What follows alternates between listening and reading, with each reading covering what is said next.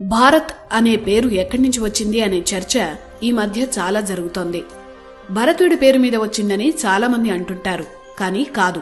భరతుడి కంటే కొన్ని లక్షల సంవత్సరాల ముందే భరతఖండానికి చాలా చరిత్ర ఉంది.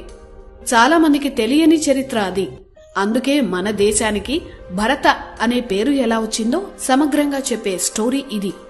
బ్రిటిష్ వారు మన చరిత్రను ఎంత నాశనం చేయాలో అంత చేశారు. ఇప్పుడు మనం పుస్తకాల్లో చదువుతున్న చరిత్ర అంతా కన్ఫ్యూజనే. బ్రిటిష్ కాలంలోనే కోట వెంకటాచలం అనే గొప్ప చరిత్రకారులు ఉండేవారు.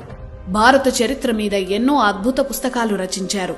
ఆ పుస్తకాలను ఆనాడు బ్రిటిష్ ప్రభుత్వం స్వాతంత్ర్యం వచ్చాక మన ప్రభుత్వాలు కూడా కనపడకుండా చేశాయి. కానీ ఇంటర్నెట్ పుణ్యమా అని ఆయన పుస్తకాలు దొరుకుతున్నాయి. ఎవరో విదేశీయులు ఆ తర్వాత వారి ప్రేరణతో మన స్వదేశీయులు రాసిన చరిత్రను గుడ్డిగా నమ్ముతున్నామప్పుడు. కోట వెంకటాచలం లాంటి గొప్ప పరిశోధకుడు రాసిన చరిత్రను ఎందుకు నమ్మకూడదు? భారత అనే పేరు ఎలా వచ్చింది? ఇది తెలియాలంటే ఈ సృష్టి ఆవిర్భావం, అలాగే భూమిపై జీవం ఏర్పడిన సమయం గురించి తెలియాలి.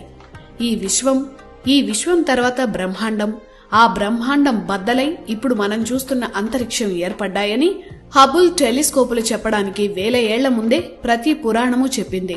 పురాతన చరిత్రను చెప్పే గ్రంథాలే పురాణాలు. పురాణం అంటే అర్థం అదే.